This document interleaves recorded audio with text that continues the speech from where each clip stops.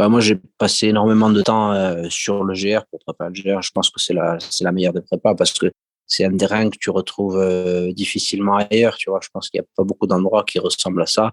Tu as énormément de pierres, énormément de cailloux. Tu lèves toujours les jambes. Tu vois, tu n'as jamais une foulée rasante. Il n'y a jamais, même dans le descente, tu peux pas te relâcher. Tu vois, je sais pas, moi, sur un UTMB, par exemple, en descente, tu vas courir, tu te relâches, tu allonges la foulée, ça court, ça va. Là, sur le GR, il y a très peu d'endroits. Il y a très peu d'endroits où tu peux un peu te relâcher. Donc, c'est vraiment la difficulté est là, quoi. Mais je pense que voilà, la meilleure façon de préparer ça, c'est d'être sur le terrain parce que c'est vraiment particulier, quoi. Ah ben oui, carrément, parce que j'étais un peu, j'étais attendu et plus qu'attendu et que ce soit, enfin, l'engouement en Corse, il était énorme. C'était pas que les coureurs et que les sportifs, c'était tout le monde, quoi. Tout le monde, les gens de 7 à 77 ans, tout le monde était là, a suivi le live et tout. Enfin, c'était énorme, quoi. Donc, oui, ça met une pression quand même supplémentaire parce que tout repose sur toi. Demain, tu fais une course, comme je dis, tu fais une course, ben, ça va pas, tu abandonnes ou quoi. Bon, ben, la course, elle continue, il y a un vainqueur à la fin et c'est bon, on n'en parle pas. Là, si moi je m'arrête, il y a tout qui s'arrête, quoi. Donc, t'imagines bien que c'était quand même assez pesant, ouais. Bonjour à tous, je suis Guillaume Lalu et je suis ravi de vous retrouver dans ce nouvel épisode de Course épique. Pour commencer, un rapide mais très sincère merci à tous pour vos encouragements et vos retours enthousiastes sur les derniers épisodes du podcast. Si vous avez envie de soutenir Course épique, les 3 meilleures choses à faire, vous abonner sur les différentes plateformes de streaming, noter et rédiger un avis sur Apple Podcasts, et enfin en parler largement autour de vous sur les réseaux sociaux ou dans la vraie vie. Et n'oubliez pas, pour ne rien manquer des coulisses du podcast, rendez-vous sur notre compte Instagram courseepique.podcast. J'ai l'immense plaisir de recevoir dans ce nouvel épisode Lambert Santelli. Vous avez très probablement entendu parler du retentissant exploit qu'a signé Lambert à la fin du mois de juin dernier sur ses terres corses. Il s'est en effet lancé dans une tentative de record sur le GR20, le célèbre sentier corse de grande randonnée. Ce redoutable et mythique sentier de près de 170 km a été le théâtre de nombreuses tentatives de record ces dernières années. Après en avoir accompagné lui-même certaines au titre de pacer, le tour était venu pour Lambert de se lancer dans cette folle aventure, avec pour objectif de battre le record alors détenu par François Dene en un peu plus de 30 heures. Une initiative couronnée de succès que Lambert tient à tout prix à inscrire dans une démarche collective plutôt qu'un simple exploit individuel. Préparez-vous à vivre un épisode exceptionnel avec Lambert qui se livre avec beaucoup de cœur et d'authenticité sur ce sentier et ce record éminemment symbolique pour lui. Mais je ne vous en dis pas plus. Lambert va vous raconter tout ça bien mieux que moi. Bienvenue dans notre nouvel épisode de Course épique, Corse épique. Bienvenue sur Course épique, le podcast running et trail qui vous fait vivre dans chaque épisode une histoire de course inoubliable grâce au témoignage de son invité. Athlète émérite, coureur confirmé ou anonyme passionné, quand la légende d'une course et la destinée d'un coureur se rencontrent, c'est dans Course épique qu'elle se raconte. Course épique, c'est un invité, une course, une histoire hors du commun. Bonne écoute. Bonjour Lambert, je suis ravi de te recevoir dans ce nouvel épisode de Course épique. Comment vas-tu ? Salut, ça va, super, écoute. La saison tire à sa fin au restaurant et voilà, bientôt les vacances et dans quelques jours, je pars à La Réunion pour courir la Diag le 20 octobre, enfin le 21 octobre. Donc T'es pas voilà, malheureux. tout va bien, il y a pire. Lambert, avant qu'on s'intéresse plus particulièrement à ton parcours sportif, est-ce que tu pourrais te présenter en quelques mots à nos auditeurs ? Alors moi j'ai 33 ans, j'habite un petit village en Haute-Corse, en Balagne, un petit village qui s'appelle Lavatoge. Je suis marié, j'ai 2 enfants, un de 3 ans et un de 7 ans. Voilà, je suis restaurateur, on tient un restaurant en famille avec mon épouse, mon père, mon frère. Enfin, on travaille tous à la ferme auberge. On est éleveur en parallèle, hein. On a une exploitation agricole, on a des vaches, on a un potager. Voilà, donc on produit une bonne partie de nos produits, enfin de ce qu'on sert au restaurant. Voilà. C'est quoi votre spécialité ? Notre spécialité, c'est beaucoup la viande, hein. On travaille beaucoup la viande. On fait du veau, du cochon à la broche. On fait des veaux entiers à la broche et des cochons tout l'été. Il est un peu tôt là, on est un peu tôt le matin, mais ça donne envie quand même. Le fameux Ouais. veau corse. Lambert, est-ce que tu pourrais nous parler de ta relation au sport et des premiers sports que tu as pratiqués quand tu étais enfant puis jeune ado? C'était quoi ta relation au sport à l'époque? J'ai jamais été gamin, j'ai pas été un grand sportif. Enfin, ma mère voulait à tout prix que je fasse du sport et je pense que ça a été pas la meilleure façon de me dégoûter, mais presque, hein.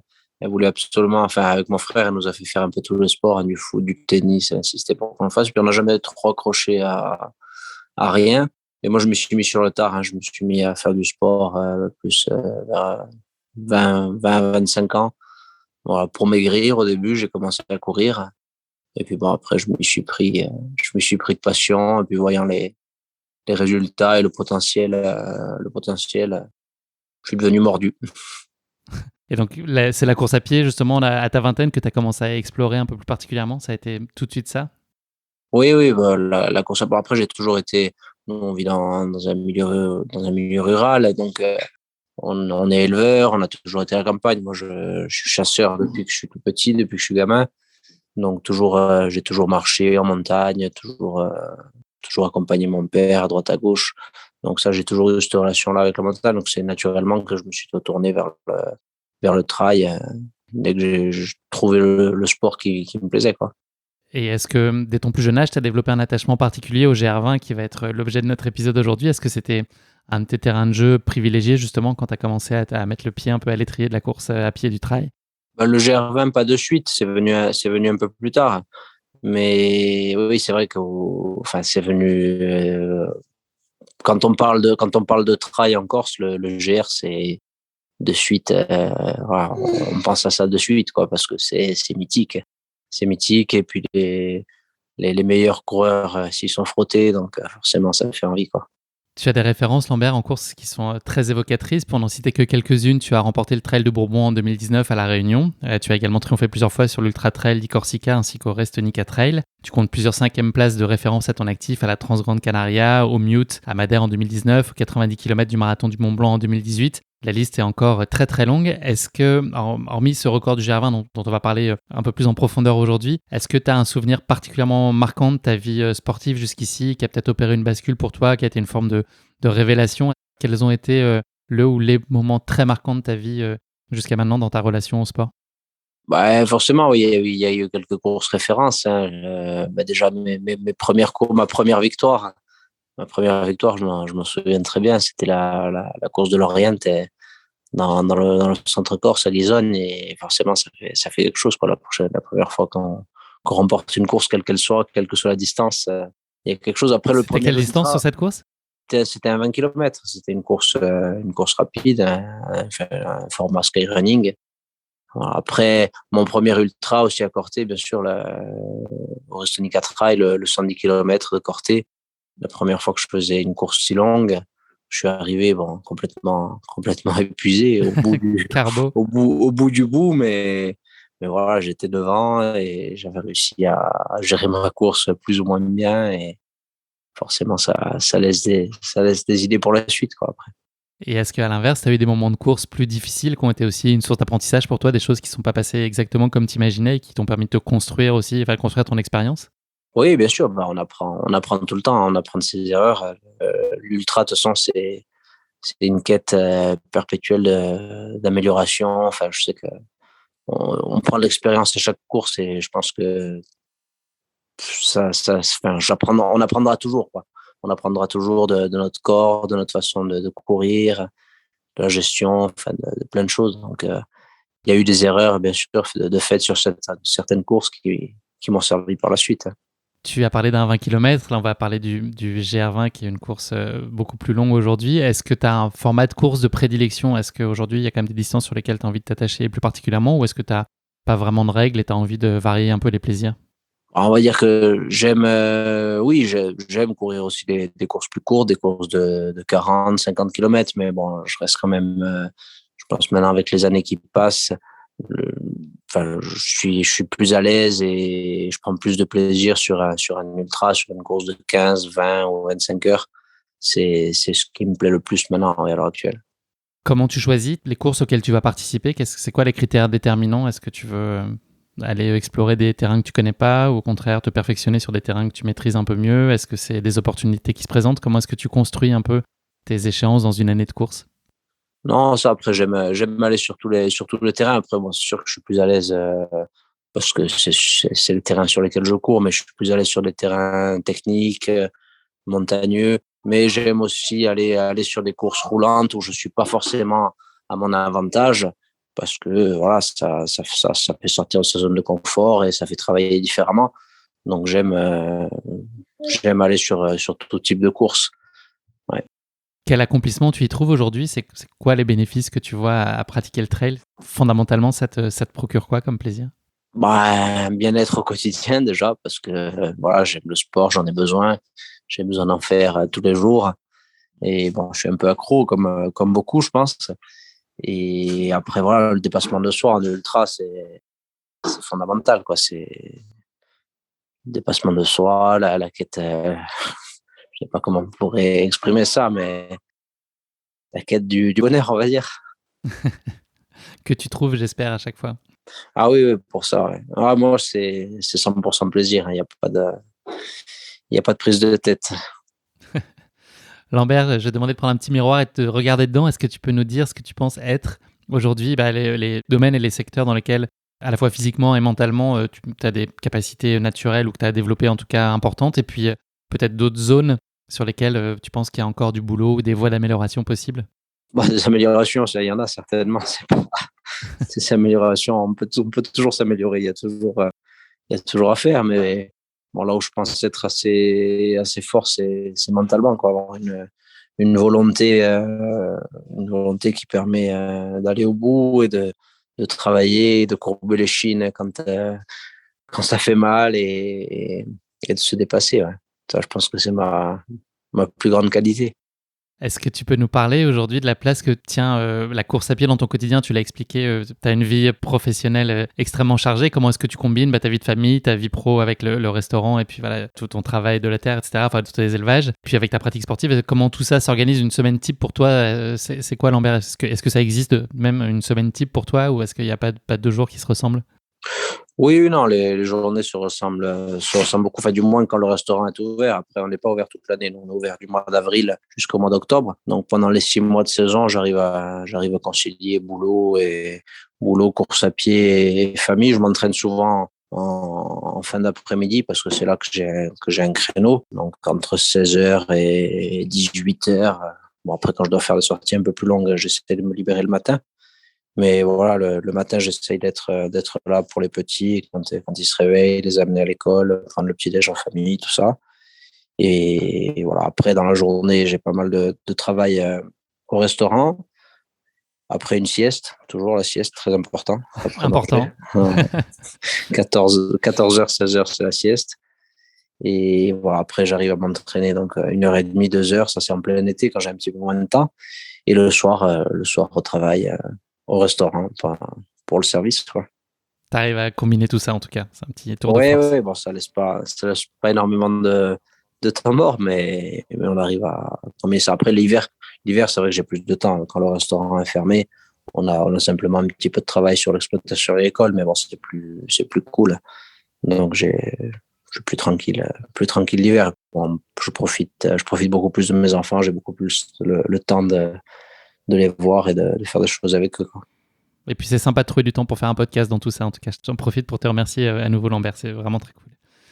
Merci beaucoup pour cette intro. On va passer désormais à la séquence de la basket chinoise. C'est un format de portrait chinois qui permet de continuer à mieux connaître mon invité du jour. La première question de cette basket chinoise pour toi, Lambert: si tu étais un personnage fictif, qui serais-tu? Est-ce qu'il y a un personnage qui a particulièrement marqué ton enfance ou aujourd'hui à l'âge adulte, une personnalité qui a des belles valeurs dans lesquelles tu te retrouves? Écoute, alors moi j'aurais peut-être dit Rocky. Rocky Là, on a parce tous que la musique en tête. Ta, ta, ta, ouais, ta, ouais, ta, ta, ta, ta, ta. Toi aussi, quand tu montes en haut des escaliers, tu lèves les bras en l'air et t'entends cette musique ou pas? ouais, ouais, souvent ouais, ça te rend fort. Tu te sens fort du moins. Donc ouais, Rocky Balboa. Ouais, ouais, ouais. Si tu étais un animal, lequel serait-il? Un animal à mouflon pour les qualités de pied en montagne. Ça, Fondamental, c'est vrai que c'est pratique ouais, pour l'usage que tu en fais. C'est, c'est fascinant comme animal quand on les voit. Enfin, moi, j'en vois souvent quand je me balade en montagne. C'est un animal extraordinaire. Ouais, magnifique, ouais. Très bien. Et dernière question de cette basket chinoise, est-ce qu'il y a un sportif ou une sportive qui a une source d'inspiration pour toi? Donc, c'est toute génération confondue, tout sport confondu. Est-ce que tu as une idole ou un sportif en tout cas que tu trouves référent? Voilà, j'aurais dit, je suis pas trop football en règle générale, mais Cristiano Ronaldo quand même, c'est pour sa façon de son travail et sa détermination à être tout le temps le meilleur depuis des années, des années, des années. Je dirais C'est un Ronaldo, ouais. bosseur. Ouais, c'est un bosseur acharné et rien que pour ça, ouais, je dirais Ronaldo. Je pense qu'il y a d'autres stars du ballon rond qui devraient s'inspirer en tout cas de sa discipline. Ouais, c'est sûr. Moi qui suis parisien, je regarde en particulier dans ce vestiaire-là. Merci beaucoup Lambert de t'être prêté au jeu de la basket chinoise. On va désormais parler de ta course épique, donc je vais la présenter en quelques mots. Donc ta course épique, elle plante son décor le long du GR20, qui est le sentier de grande randonnée en Corse, qui est souvent considéré comme le sentier le plus difficile au monde. Ce sentier de grande randonnée traverse la Corse au départ de Calenzane pour une arrivée à Conques. Le trajet inverse est également possible. Il mesure dans sa version actuelle 180 km et totalise plus de 11 000 mètres de dénivelé positif. Les tentatives de record se font, elles, depuis 1995 sur l'ancien tracé, long de 165 à 170 km environ. Pour la petite histoire, le premier balisage du sentier est réalisé en 1970. Le GR20 était ainsi né. On lui attribue ce numéro en référence à celui de l'ancien département de Corse avant que deux départements ne soient distingués en 2A et 2B en 1976. Pour les randonneurs, le GR20, c'est en théorie entre 10 et 16 jours de marche en montagne, pour ne pas dire en haute montagne, avec plusieurs sommets à plus de 2000 mètres. Le terrain de manière générale, les rochers et le dénivelé très marqués ont fait la réputation de ce sentier mythique, au même titre que ses paysages à couper le souffle. Je pense que tu vas nous le confirmer, Lambert. Ouais. Cette aventure, elle est découpée par des nuits en refuge ou en tente et des journées à évoluer sur le sentier corse. Et donc au gré de ces étapes, ce parcours est une aventure sans nul autre pareil, très exigeante, minérale, grandiose, à laquelle de nombreux prétendants venus des quatre coins de la planète prennent part chaque année et parmi lesquels les échecs sont nombreux, faute de préparation. Faire le GR20, c'est un rêve de gosse pour certains, pour d'autres randonneurs, c'est l'objectif de l'année, pour d'autres enfin, c'est le moyen idéal de se préparer à un trail ou tout simplement partager une aventure en famille. Quant à toi Lambert, on est dans une dimension sportive qui est évidemment tout autre et tu vas nous le raconter, puisque toi tu t'es attaqué au record de vitesse sur le GR20 qui a changé un certain nombre de fois de main ces dernières années. Il est devenu en 2014 la propriété de Guillaume Peretti qui avait alors avalé le GR20 en 32 heures pile, un véritable exploit à l'époque. En juin 2016, c'est au tour de François Daen de devenir le nouveau détenteur de ce record en bouclant le parcours en 31 heures et 6 minutes. Et l'été dernier, donc en 2020, le Jurassien Xavier Thévenard, soutenu par une importante équipe d'assistance et aidé par une trentaine de meneurs d'allure dont tu faisais partie Lambert, a lui échoué dans sa tentative, ralenti par d'importantes douleurs au pied alors qu'il était longtemps resté en avance sur les temps de passage du record de François. Xavier avait alors bouclé son périple harassé en 32h32, soit le troisième temps de l'histoire du GR20. Voilà pour ces quelques éléments introductifs sur le GR20 que tu vas nous raconter plus en détail, Lambert. Avant de faire le grand saut, je te propose de te frotter à notre exercice de la question qui pique de course épique. C'est une question gentiment piège que je pose à chacun de mes invités. Donc, compte tenu de la course qui nous intéresse aujourd'hui, le nombre 20 va être très probablement cité à de nombreuses occasions dans cet épisode. Je te propose donc de lui rendre un vibrant hommage avec une question qui pique consacrée au 20e tome d'Astérix, qui n'est autre qu'Astérix en Corse. Heureux hasard ou savant calcul, je ne sais pas si ça a été fait exprès. En tout cas, cet album d'Astérix a une particularité notable par rapport aux autres de la série, et plus particulièrement dans les traditionnelles pages qui sont en préambule de l'album. Je ne sais pas si tu vois, avant qu'on démarre l'histoire, quand tu ouvres, juste après, Ouais. sur la deuxième de couve, il y a une particularité sur ce tome de Astérix en Corse. Est-ce que tu saurais me dire laquelle? Alors là, non. Je l'ai lu étant gamin, je l'avais, Ouais. Astérix en Corse, mais ça remonte à des années et des années. Et franchement, je me souviens pas. Écoute, c'était vraiment pas facile, mais tu sais, habituellement, au début de l'album, il y a une fameuse carte de la Gaule dans laquelle on voit une loupe qui montre le village d'Astérix et qui est entourée de camps de Romains tout autour. Je sais pas si tu vois cette double page. Et ben, sur Astérix en Corse, la carte, elle est en Corse. Et c'est les côtes qui sont couvertes de camps romains. Donc voilà, c'est la première fois et le seul D'accord. tome dans lequel il y a pas, c'est pas la France qui est C'est pas la Gaule. entourée de camps romains, pas la Gaule, pardon, mais c'est la Corse. Voilà. Bon, bah écoute, Pas facile. je m'en souvenais pas. Non, tu m'as pas posé une question facile. Merci beaucoup Lambert. On va passer désormais à ta captivante tentative de record sur le GR20, qui devait certainement être une idée fixe pour toi depuis de nombreuses années. Pour commencer, est-ce que tu pourrais nous expliquer comment est né ce projet de tentative de record du GR20? Est-ce que c'est un projet que tu avais en tête depuis longtemps, pour ne pas dire depuis toujours? Bah, forcément, tu sais, comme je te disais tout à l'heure, quand on fait du trail ici en Corse, le GR, ça représente énormément de choses parce que c'est un peu les débuts. Piero Santucci qui a donné Pierrot Grigé, ça a été ceux qui ont donné le ton et qui se sont frottés au record au tout début. Donc voilà, après moi je l'ai fait avec Guillaume en 2000, si je dis pas de bêtises, c'était 2014. 2014.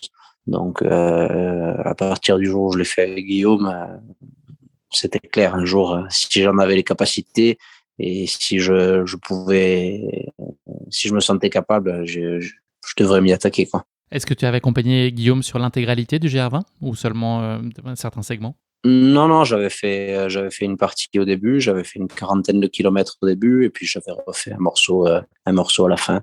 Voilà, j'avais fait une belle partie, mais pas entièrement, non. Sinon, tu aurais été co-détenteur du record, effectivement. Et La ouais, question voilà. pas tout à fait juste. Et donc, toi, tu as une connaissance globalement du GR20. Enfin, tu en connais au-delà de cette expérience avec Guillaume. Est-ce que tu connais chacune de ces parties, l'intégralité, ou est-ce que et puis, est-ce que tu penses que c'est indispensable de connaître parfaitement le GR20 pour espérer y réaliser une perf notable? Est-ce qu'il faut connaître chaque recoin du sentier? Bah, forcément, ça aide parce que c'est. Enfin, moi, je le dis clairement, j'ai pas le niveau d'un François de la Haine ou d'un Xavier Thévenard. Je suis pas sur le papier, je suis pas aussi fort qu'eux, mais l'avantage, il a été là. Il a été que je connais le GR pierre par pierre et presque mètre par mètre. Et voilà, je sais où je mets les pieds à chaque fois et je sais à quoi m'attendre derrière une bosse. Je sais ce qu'il y a, je sais où je vais pouvoir relâcher, où je vais pouvoir récupérer. Et donc ça, c'est clairement le plus gros avantage, quoi. Est-ce que ce projet de record, c'est aussi pour toi une façon de donner un coup de projecteur au patrimoine corse qui était, j'imagine, très cher? Ben, bien sûr, oui, moi j'ai voulu mettre en avant tous ceux qui œuvrent sur ce sentier tout au long de l'année, parce qu'il y a du travail. Le GR, il vit que enfin, il y a du monde que quelques mois dans l'année, mais il y a du boulot toute l'année. Tout le monde, enfin, que ce soit les muletiers, que ce soit les gardiens de refuge, il y a du travail l'hiver. Enfin, il y a du monde sur le sentier quasiment toute l'année. Donc, j'ai voulu parler de tous ces gens et qui permettent à tous ces promeneurs qui viennent l'été de se régaler sur le sentier, quoi. Le GR20, il revêt dans l'inconscient collectif une dimension vraiment mythique. Est-ce que tu as une idée de ce qui peut nourrir autant d'enthousiasme et de fascination au-delà de l'incontestable beauté du parcours? Qu'est-ce qui fait que c'est différent sur le GR20? Bon, je pense que c'est la difficulté du parcours qui fait que c'est devenu quelque chose de mythique, un peu un Graal pour tout randonneur ou maintenant trailer, parce que de plus en plus, maintenant on parle presque autant je crois qu'en termes de fréquentation, il y a presque autant de trailers que de randonneurs, voilà, enfin, du moins des gens qui le font rapidement. Parce que normalement, le GR, c'est 15 étapes, une étape par jour, c'est 15 jours, mais maintenant, on parle de plus en plus de GR en 5 jours, 6 jours. Voilà, donc oui, c'est la difficulté du parcours qui fait qu'il y a cette fascination pour le GR, quoi. Et est-ce que tu penses qu'il y a une banalisation de la performance sur le GR20? Est-ce que justement le fait de voir de plus en plus de trailers s'y attaquer et d'être dans une logique de vitesse assez soutenue, de peut-être doubler les étapes, etc., est-ce que tu trouves que c'est un risque, que ça peut être piégeux et que les gens sont un peu trop beaux sur ce parcours qui reste quand même hyper exigeant?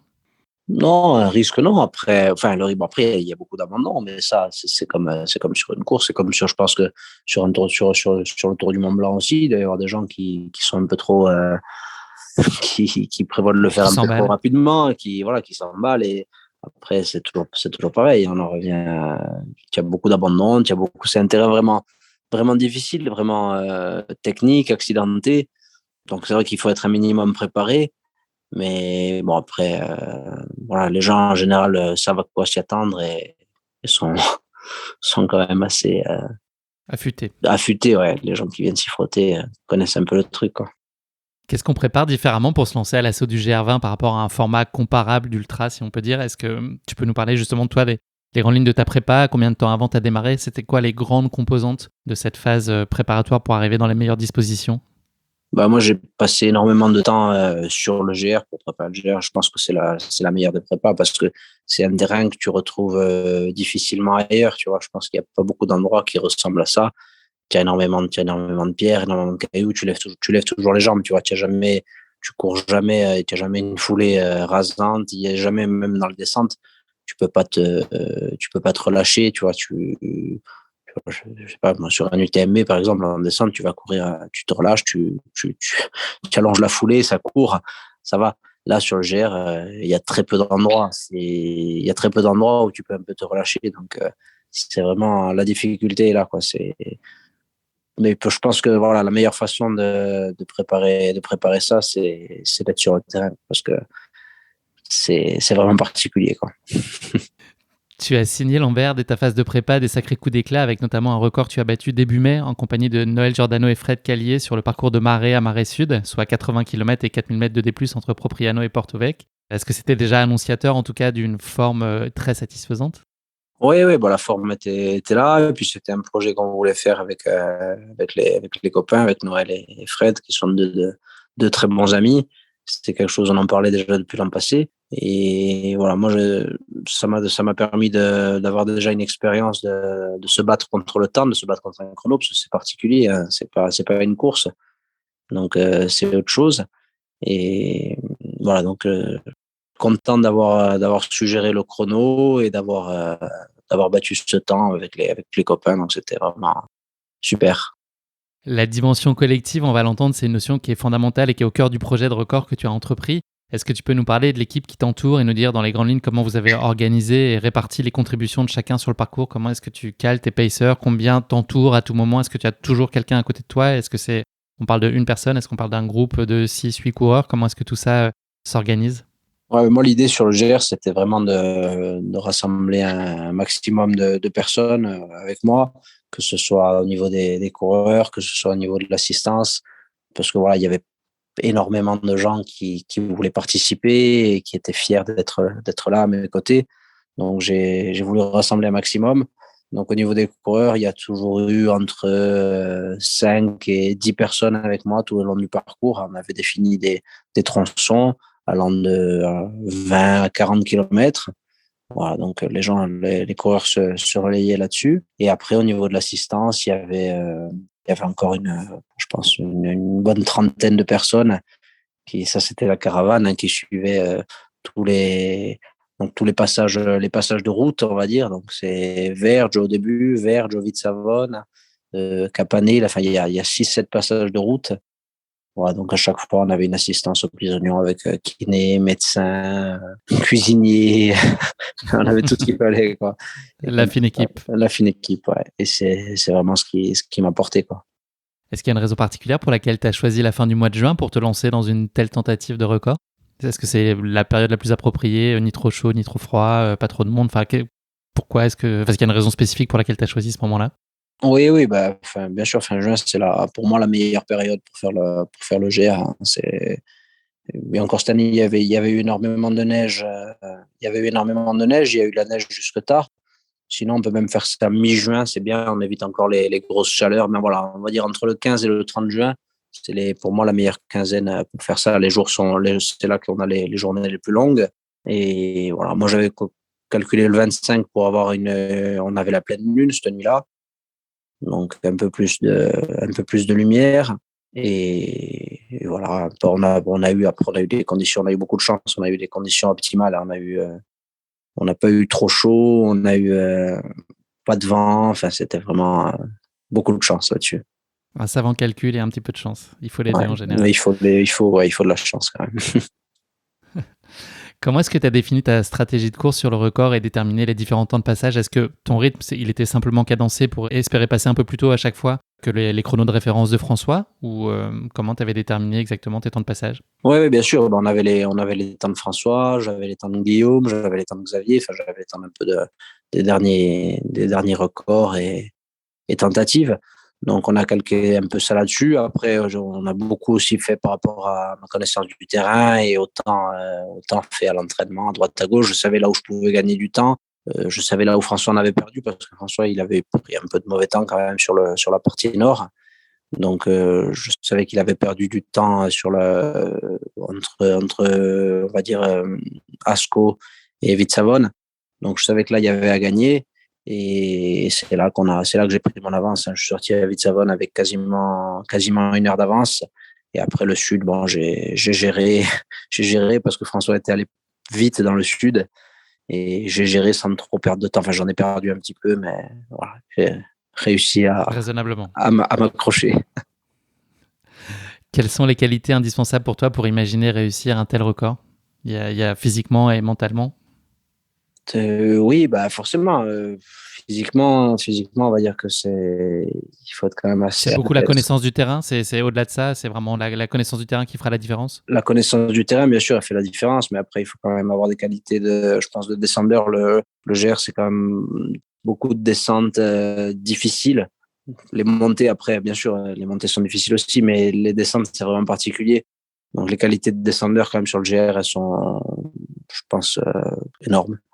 Ça, et puis après, les qualités mentales, ben, bien sûr, parce que bon, au bout de 20-25 heures, je te cache pas que tout le monde en a marre. Tout le monde veut que ça s'arrête. Tu as mal partout. Mais bon, après, c'est la On tête. tape dans les réserves. C'est la tête c'est la tête qui te porte. La tête et le groupe aussi. Le groupe, c'est l'équipe autour de toi. C'est énorme. C'est énorme parce Ça change que tout. ça, voilà, demain, tu es tout seul, c'est pas pareil, quoi. Là, tu as tout le monde autour de toi, le soutien de ta famille, de tes proches, de tes amis. Et tu peux pas arrêter, quoi. Tu es obligé d'y aller. Ton ami Guillaume Peretti l'avait annoncé dès l'année dernière l'identité du futur détenteur de ce record et il se trouve que c'est à toi qu'il a fait référence à l'époque. Est-ce que tu faisais preuve du même niveau de confiance que Guillaume avant de t'élancer sur cette tentative de record ou il y avait quand même une part d'incertitude en toi sur sa faisabilité et sur ta capacité à venir le chercher? Ouais, oui, je savais que c'était possible, bien sûr. Sinon, je me serais pas lancé là-dessus. Mais après, tu as toujours une part d'incertitude. En ultra, il peut tout arriver, hein, pendant 30 heures de course. Tu n'es pas à l'abri d'une défaillance, une entorse. Voilà, il peut se passer plein de choses. Mais Mais tu as le après, sentiment d'avoir tout fait. voilà, du moins, je m'étais préparé comme il fallait. L'équipe autour de moi avait fait un boulot de dingue, que ce soit au niveau des temps, que ce soit au niveau de l'assistance. Les coureurs qui étaient avec moi avaient reconnu toutes leurs parties. Enfin, bon, moi je connais, mais c'est vrai que quand tu cours avec des gens qui sont juste devant toi et qui connaissent le chemin aussi bien que toi et qui savent où ils mettent les pieds, ben c'est énorme, quoi. C'est un avantage énorme. Donc, on avait tout fait pour que ça réussisse. Normalement, ça devait réussir. Mais bon, après, voilà, il peut toujours se passer des choses en ultra. L'état d'esprit des différents athlètes qui se sont frottés à ce record semble être très bienveillant et collaboratif, comme l'illustrent vos contributions respectives aux tentatives de record des uns et des autres. Est-ce que malgré tout, c'était important et symbolique pour toi de faire en sorte que ce record puisse redevenir la propriété d'un coureur qui soit originaire de Corse? Ah oui, oui, bah, bien sûr que que le record revienne chez nous. Il y a une part de Retour à la maison. il y a un peu de chauvinisme dans tout ça, mais bon, c'est normal. Et tout le monde voulait que le record revienne en Corse. Et tout le monde était concerné et était à 200%, quoi. Donc, ouais, Est-ce que ça met une pression supplémentaire sur tes épaules? Ah ben oui, carrément, parce que j'étais attendu et plus qu'attendu et que ce soit, enfin, l'engouement en Corse, il était énorme. C'était pas que les coureurs et que les sportifs, c'était tout le monde, quoi. Tout le monde, les gens de 7 à 77 ans, tout le monde était là, tout le monde a suivi le live et tout. C'était énorme, quoi. Donc, oui, ça met une pression quand même supplémentaire parce que tout repose sur toi. Demain, tu fais une course, comme je dis, ben, ça va pas, tu abandonnes ou quoi. Bon, ben, la course, elle continue, il y a un vainqueur à la fin et c'est bon, on n'en parle pas. Là, si moi je m'arrête, il y a tout Tous les regards sont sur toi. Si moi je m'arrête, il y a tout qui s'arrête, quoi. Donc, t'imagines bien que c'était quand même assez, assez pesant. Ouais.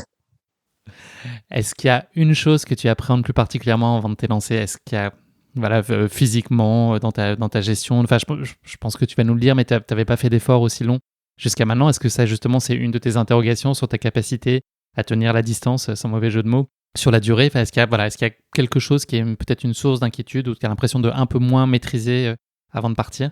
Ouais, mais clairement, moi, ce qui me faisait peur, c'était les 30 heures, quoi, parce que j'avais jamais couru en course, j'avais jamais couru plus de 16-17 heures. C'est vrai que l'an dernier, j'aurais voulu faire la Diag déjà en 2020 pour avoir une expérience sur cette distance-là.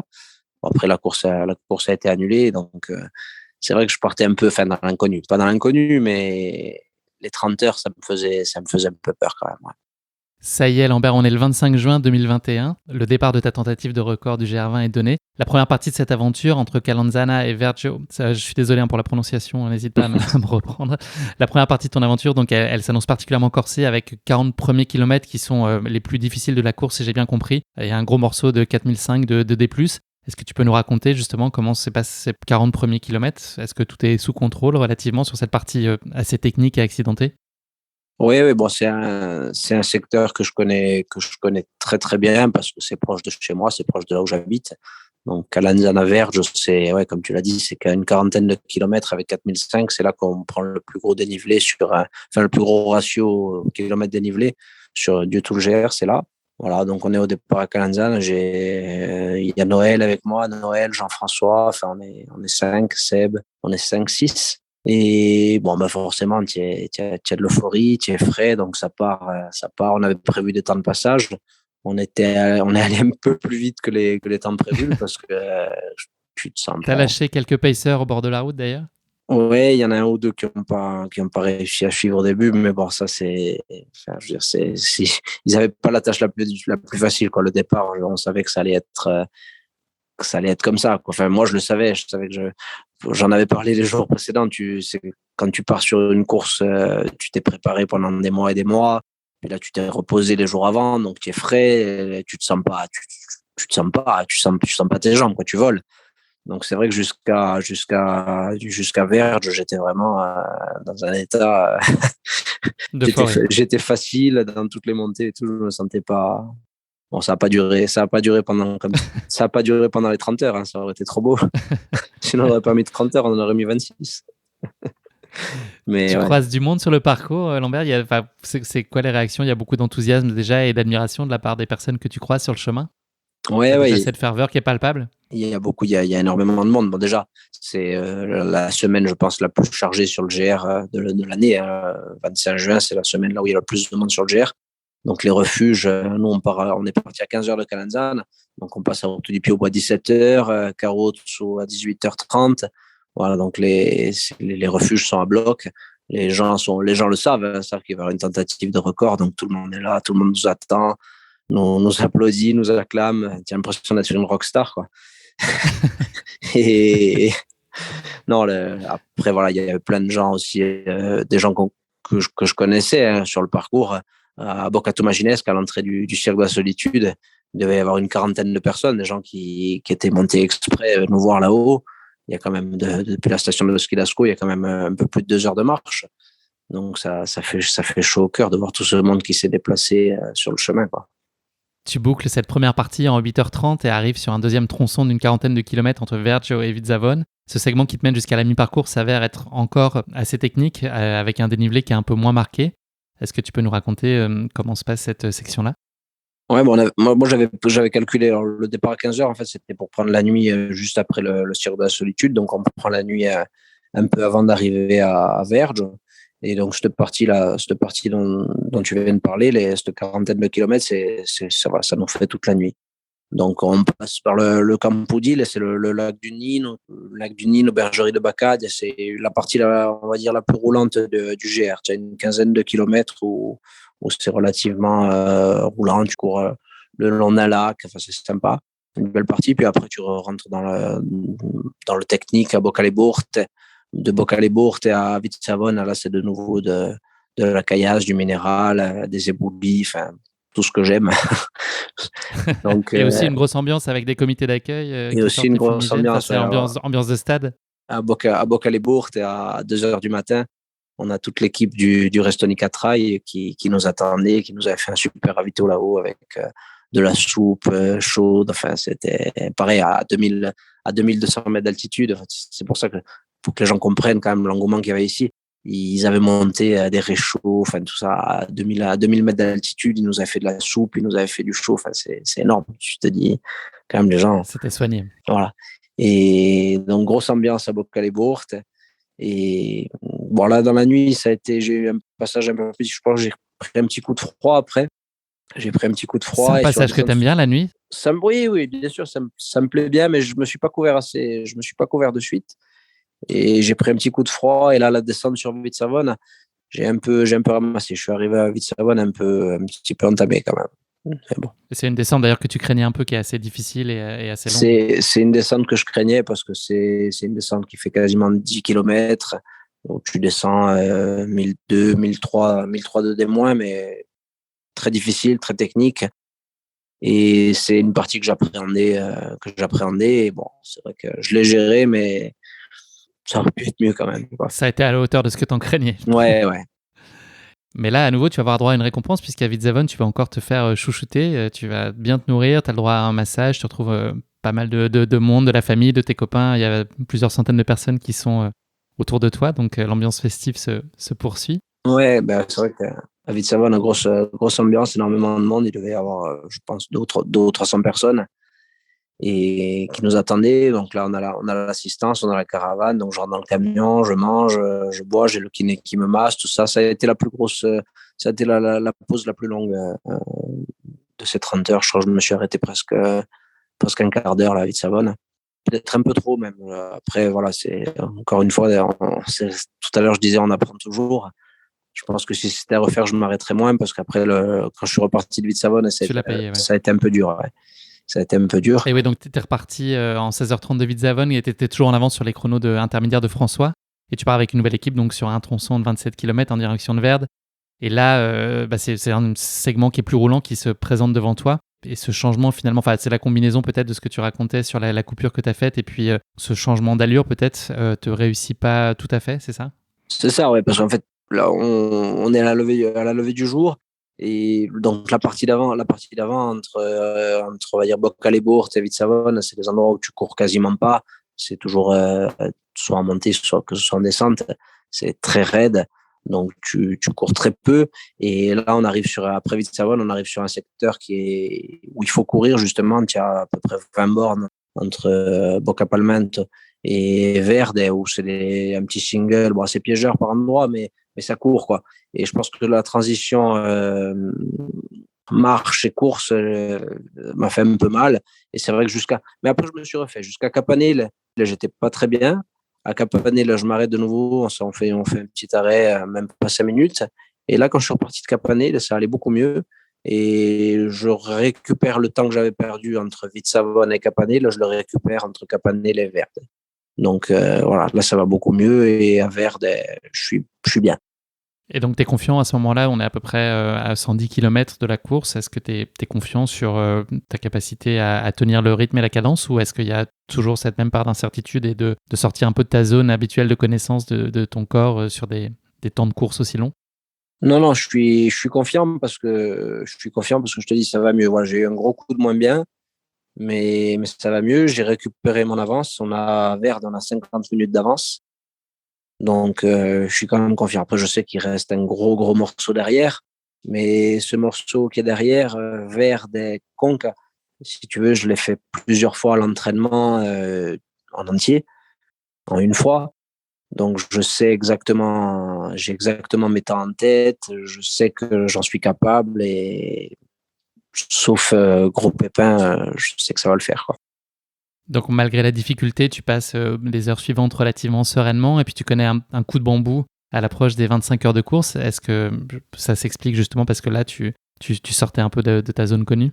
Ben, je pense que, en fait, non, ce qui s'est passé, c'est que après Verde, ça allait beaucoup mieux. Là, j'ai eu un passage où j'étais très bien on va dire, jusqu'à Ushul. Après Ushul, ça a commencé un petit peu à baisser. Ben, j'ai eu j'avais un peu de sommeil par moment. J'étais un peu, et Ce qui est quelque chose que tu connais pas d'ailleurs.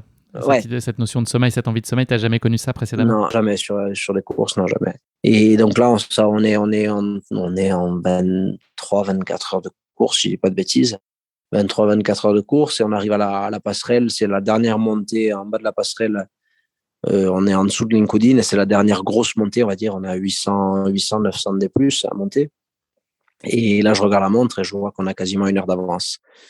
Donc là, je pense que ce qui m'a fait un peu mal, c'est en fait, j'ai un peu relâché et je me suis un peu dit, ben, c'est fait, quoi. C'est fait. Et ça a été un tort, je pense, parce que derrière, ouais, j'ai eu un gros dans la Tu montée. avais une grosse descente derrière, très, très difficile. Ouais. Et la montée de Linkodin et la descente sur Azina, j'ai ramassé. Mais je te dis, je pense avoir un peu relâché et m'être un peu trop tôt dit, ça va le faire, c'est bon, on y est. Et bon, après, encore une fois, c'est de l'expérience, hein, tu apprends de tes erreurs. Tu arrives finalement à Bavela, il te reste alors 17 km à parcourir. C'est aussi le moment où tu décides à nouveau d'appuyer sur la dimension collective de ta démarche et de ce projet. Donc, t'embarques plein de gens avec toi sur ce dernier tronçon et avec, je pense, un niveau de confiance sur tes capacités à battre ce record et j'imagine quasiment des certitudes. Donc là, c'est un moment d'euphorie collective que tu vis. Ouais, ben c'est vrai on en avait parlé avec tous les copains avant.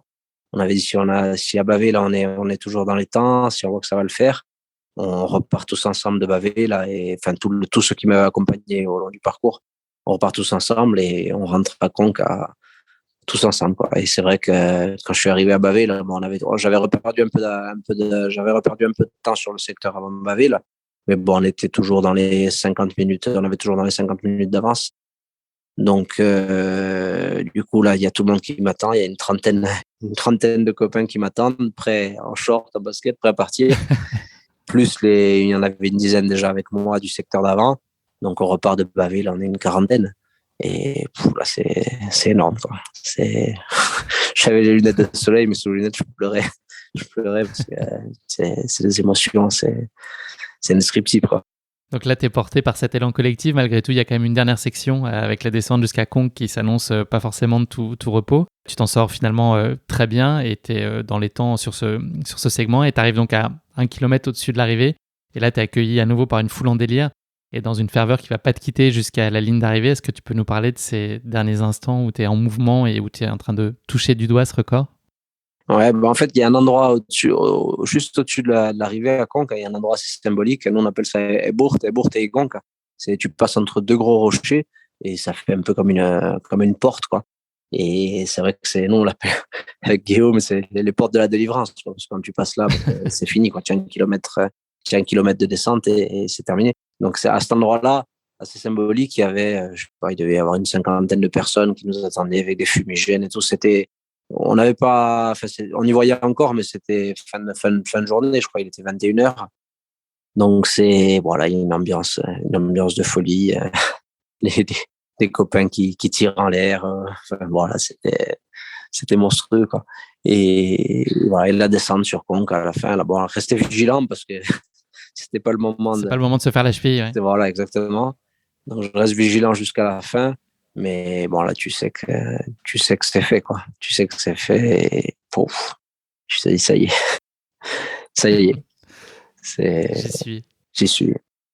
Après tant d'années. Tu arrives le 26 juin, donc à 21h25 à Conques, après 30 heures et 25 minutes de course. C'est quoi la toute première chose que tu as ressentie au moment où tu arrivais au terme de ce GR20, au moment où tu t'es arrêté et le sentiment du devoir accompli? Par quoi tu as été submergé en premier? Ça a été ce qui m'a le plus touché, c'est cet engouement énorme qu'il y a eu, mais de la part de tout le monde, quoi. Il y avait à Conques en bas, il devait y avoir 500 ou 600 personnes à l'arrivée, mais il y avait des gens, des sportifs, des non sportifs, des jeunes, des vieux. Il y avait, ça c'est d'avoir. Ce qui m'a le plus touché, c'est d'avoir réussi à rassembler autant, quoi. Ça c'était super, quoi. C'est aussi ta victoire, c'est ça? Ouais. Ça n'aurait pas été possible sans tout ça. À la fois sur les gens qui t'ont accompagné sur la course et puis à l'arrivée, tous ceux qui t'ont porté tout au long du chemin. Ça te porte, quoi. C'est énorme. Et d'avoir autant de soutien et je remercierai jamais assez les gens, quoi. Tu effaces des tablettes François Den en améliorant son record de 41 minutes. Est-ce que c'est aussi symboliquement très fort à tes yeux au regard de l'aura et du respect très légitime qu'inspire François? Est-ce que c'est encore plus marquant de ce fait-là? Ouais, bon après le battre de 40 minutes, de 20 minutes, d'un quart d'heure, c'est pas la question. C'était pas la question. Moi, je voulais battre ce record. Après, c'était François qui l'avait. Si ça avait été un autre, c'était pareil. Mais je voulais battre le record avant tout. Après le temps, c'est vrai que 40 minutes, c'est bien, c'est honnête. Après, c'est vrai qu'on a pensé pendant un moment, on a pensé pouvoir passer sous les 30 heures. On était dans les temps pour passer sous les 30 heures. Et puis bon, après, j'ai perdu du temps dans le sud. Mais c'est vrai que casser la barre des 30 heures, ça aurait été une énorme satisfaction. Mais bon, un bel objectif pour 2023 peut-être? Pourquoi pas, à voir. À voir. Au-delà de l'accueil qui est incroyable qui t'a été réservé sur place, ton exploit, il a très largement résonné, il a été unanimement salué par le monde du trail et même plus généralement.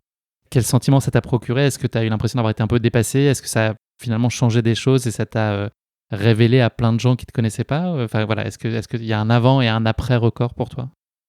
Oui, forcément, ça a fait connaître à plus de gens, même sur les réseaux sociaux et tout. C'est vrai qu'on a eu pas mal de partages, de nouveaux, des gens qui me connaissaient pas forcément. Mais voilà, ben, après, les gens qui s'intéressent à ce sport et qui connaissent un peu ce milieu-là me connaissaient, mais c'est vrai que là, ça a un peu dépassé la sphère, on va dire, course et trailer et voilà.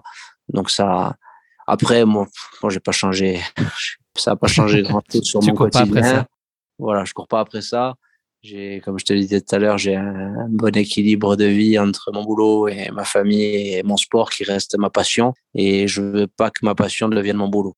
Donc, On voilà, cloisonne bien les choses. voilà, ça change pas grand-chose. Je veux toujours pas de sponsor. Je reste tranquille dans mon coin. Je fais mes courses et voilà, je cours pas après la reconnaissance et la gloire. Question impossible, mais tu dois avoir une multitude de souvenirs en tête, évidemment. S'il y en avait une seule, quelle est l'image que tu retiendrais de ce GR20? Si je t'en parle dans 20 ans, qu'est-ce que tu penses qui va te venir à l'esprit en premier lieu, une image, un instant? Est-ce qu'il y en a un qui reste un peu plus marquant que les autres? Ouais, mais pour moi, il y a une photo de Damien. On avait Damien Rossou qui était là. Ça a été notre photographe qui m'a suivi tout le long du parcours. Il y a une photo de Damien quand je repars, quand on repart de Bavé, là, tous ensemble, et où on est tous les coureurs sur une piste. On est une trentaine, 30, 40. Et cette photo, elle est magnifique. Et pour moi, c'est la photo qui résume ce GR, quoi. L'équipe, Le collectif, on l'a le compris, c'est une collectif. victoire collective. Tu tiens vraiment à insister là-dessus, tu as raison. Lambert, combien de temps on met pour récupérer d'un tel effort? C'est des jours, c'est des semaines? Comment est-ce qu'on se retape? Écoute, déjà, j'ai pas dormi pendant 3 nuits. J'ai- Alors le soir même, quand je suis arrivé, oui, j'ai réussi à dormir 2-3 heures. Après, je me suis réveillé, ça a été fini. Et après, les deux autres nuits, j'ai pas fermé l'œil. Je sais pas, l'organisme qui était chamboulé, certainement. Enfin. Après, oui, j'étais bien à plat pendant une quinzaine de jours quand même. J'avais pas d'énergie, tu vois. Et puis après, ça a commencé à revenir. Et j'ai recouru au bout d'une quinzaine de jours. J'avais fait un peu de vélo avant, j'ai recouru au bout d'une quinzaine de jours et les sensations sont revenues assez vite. Fin juillet, j'ai même fait une course. Il y avait une course ici, là, en Castaniche, à la Via Romane. C'est une course que j'aime beaucoup.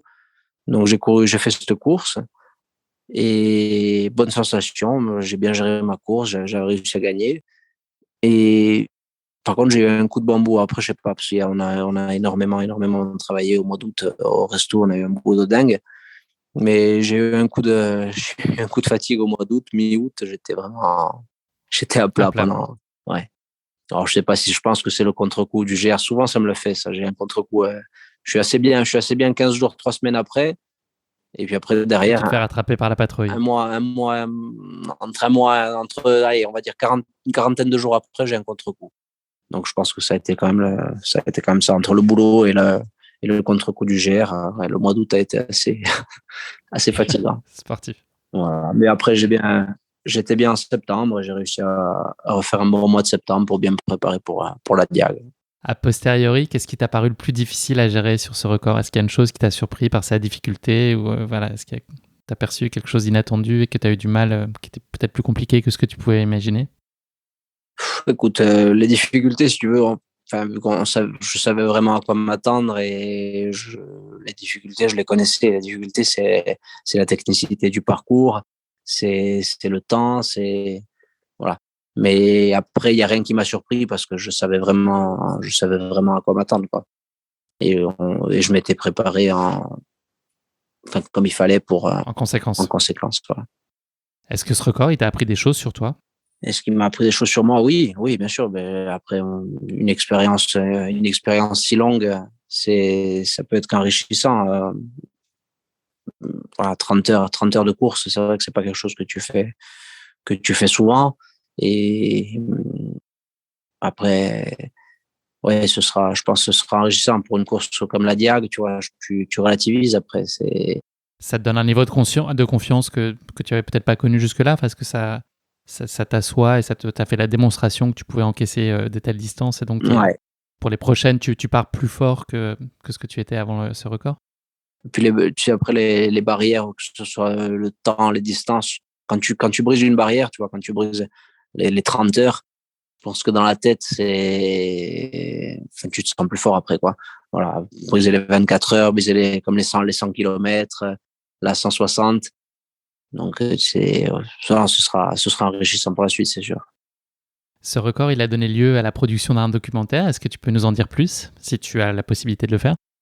Ouais, il y a un film qui a été tourné depuis toute ma préparation, depuis le mois de mars, avril, et qui nous a suivis tout au long du GR. Et ce film, il sortira au mois de, normalement, mars, avril, au printemps prochain. Voilà, donc ce sera un 52 minutes qui sera diffusé sur France 3 Corse via Steel, dans un premier temps, et puis après peut-être sur la chaîne nationale. On espère. On espère, ouais. Merci beaucoup Lambert. On va maintenant parler un tout petit peu de ton avenir. Donc à très court terme, on l'a compris, il y a la Diagonale des Fous. Est-ce que tu peux nous dire quels sont tes objectifs sur cette course-là? Et puis est-ce que tu as déjà des grands rendez-vous en 2022 qui sont prévus? Alors sur la Diag, les objectifs, écoute, moi tu sais, toujours pareil, sur un ultra, il faut quand même rester très, très humble et très prudent. Il peut se passer énormément de choses pendant 24-25 heures de course. Donc, j'essaierai de bien faire, et s'il y a un coup à jouer, si je peux aller devant, j'en ai les capacités je m'en priverai pas, c'est sûr. Mais bon, après, objectif, j'aime pas trop me mettre des objectifs à l'avance comme ça. Ouais, bien finir, ça serait bien déjà. Est-ce qu'à plus long terme, il y a un défi qui te fait particulièrement envie, peut-être l'année prochaine ou à plus long terme? Est-ce qu'il y a quelque chose que tu rêves d'accomplir? Est-ce que justement ces 30 heures sur les GR, basculer sous les 30 heures, est-ce que c'est autre chose? Pourquoi pas? Bon, pas pour l'instant, il y a rien non, pour l'instant, c'est pas prévu. Après, voilà, je pense que maintenant j'ai le record, donc maintenant peut-être laisser faire quelqu'un d'autre, et puis on verra si le record est battu, peut-être y retourner après. Là, le challenge n'en serait que plus beau, mais retourner sur mon record pour battre mon propre temps, non, je pense pas. Mais non, après, voilà, il y a plein de courses qui me font envie. L'année prochaine, j'ai peut-être envie d'aller courir dans les Dolomites, faire le Lavaredo au mois de juin. Il y a une course aussi qui me fait envie depuis pas mal d'années en Afrique du Sud, à Cape Town. Ça, c'est au mois de décembre. Il y a un ultra en Patagonie aussi. Enfin voilà, après, moi, j'aime bien aussi faire une course et en même temps faire un voyage et découvrir un nouveau pays, un nouvel endroit. Donc voilà, il y a plein de belles courses qui me font envie à travers le monde. Le marathon des sables, peut-être un jour. Donc les projets, oui, c'est pas ça qui manque. Merci beaucoup Lambert. Je te propose de conclure cet épisode non pas avec le mot de la fin, mais avec le motto de la fin. Est-ce que tu as une citation ou une devise qui t'est particulièrement chère et qui illustre ta philosophie de vie, une espèce de leitmotiv, quelque chose qui te guide? Est-ce que tu as une phrase qui représenterait tout ça? Ouais, enfin une phrase. Moi, c'est il faut pas se prendre la tête. L'idée en tout cas. Ouais, mais il faut pas se prendre la tête. Il faut prendre du plaisir, quoi. On est tous des passionnés avant tout. C'est pas notre job. On court parce qu'on aime ça. On fait des courses, des ultras ou des courses plus courtes parce que c'est notre passion. Et il faut pas se prendre la tête. Il faut rester 100% plaisir. C'est malheureusement déjà la fin de cet épisode. Merci Lambert de nous avoir fait vivre dans tes pas cet incroyable record sur le GR20, un sentier qui suscite à juste titre une incontestable fascination. Bravo encore à toi pour cette remarquable perf, ton admirable sens du partage sur ce défi. Je trouve que c'est beaucoup ça qui ressort aussi dans la façon dont tu le racontes. Et donc c'est finalement une réussite collective, et quand bien même tu as signé une perf individuelle qui est absolument remarquable. Merci beaucoup pour nos échanges Lambert, j'ai passé un super moment en ta compagnie. Et voilà, merci. Je te souhaite beaucoup de bonheur et de réussite pour tes futurs projets. À très court terme, il y a la Diag, donc on te regardera attentivement. Et puis voilà, de t'accomplir dans ta vie personnelle et dans ta pratique sportive. Voilà, on comprend bien que c'est deux piliers structurants et bien dissociés de ta vie, et que voilà, que tu prennes du plaisir en tout cas sur ces deux dimensions de ta vie qui sont fondamentales. Super, écoute, moi je te remercie de m'avoir appelé pour faire ce podcast, et au plaisir un de ces jours. Avec grand plaisir. Salut Lambert, merci. Bonne journée, au revoir. Merci à tous de nous avoir suivis, j'espère que cet épisode vous a plu. Pour ne manquer aucun épisode, n'oubliez pas de vous abonner sur les différentes plateformes de streaming. Et si le cœur vous en dit, n'hésitez pas à mettre le maximum d'étoiles sur iTunes, cela aidera Course Épique à se faire connaître plus largement encore. Merci et à très bientôt pour notre prochain épisode de Course épique.